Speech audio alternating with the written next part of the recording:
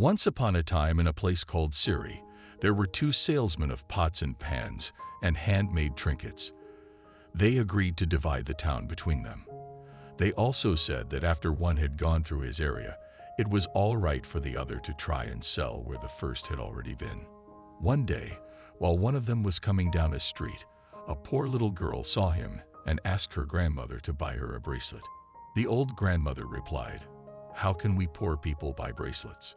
The little girl said, "Since we don't have any money, we can give our black, sooty old plate."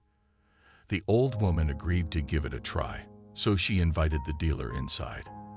The salesman saw that these people were very poor and innocent, so he didn't want to waste his time with them. Even though the old woman pleaded with him, he said he had no bracelet that she could afford to buy. Then she asked, "We have an old plate that is useless to us. Can we trade it for a bracelet?" The man took it and, while examining it, happened to scratch the bottom of it. To his surprise, he saw that underneath the black suit, it was a golden plate. But he didn't let on that he had noticed it. Instead, he decided to deceive these poor people so he could get the plate for next to nothing. He said, "This is not worth even one bracelet. There's no value in this. I don't want it." He left, thinking he would return later when they would accept even less for the plate. Meanwhile, the other salesman, after finishing in his part of town, followed after the first as they had agreed. He ended up at the same house. Again, the poor little girl begged her grandmother to trade the old plate for a bracelet. The woman saw that this was a nice, tender-looking merchant and thought, "He's a good man, not like the rough-talking first salesman." So she invited him in and offered to trade the same black, sooty old plate for one bracelet. When he examined it, he too saw that it was pure gold under the grime. He said to the old woman, "All my goods and all my money together are not worth as much as this rich golden plate." Of course, the woman was shocked at this discovery, but now she knew that he was indeed a good and honest fellow. So she said she would be glad to accept whatever he could trade for it. The salesman said, "I'll give you all my pots and pans and trinkets, plus all my money, if you will let me keep just 8 coins and my balancing scale, with its cover to put the golden plate in." They made the trade. He went down to the river, where he paid the 8 coins to the ferryman to take him across.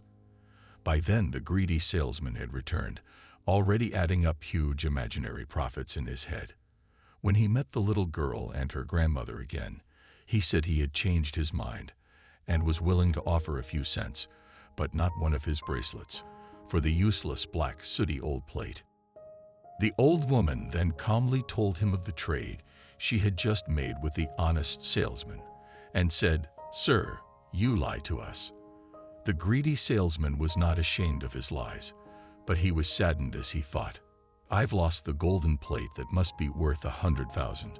So he asked the woman, "Which way did he go?" She told him the direction. He left all his things right there at her door and ran down to the river, thinking, "He robbed me. He robbed me. He won't make a fool out of me." From the riverside, he saw the honest salesman still crossing over on the ferry boat. He shouted to the ferryman, "Come back." But the good merchant told him to keep on going to the other side. And that's what he did. Seeing that he could do nothing, the greedy salesman exploded with rage. He jumped up and down, beating his chest.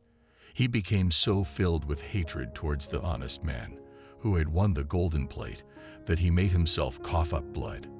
He had a heart attack and died on the spot. The moral of the story is honesty is the best policy.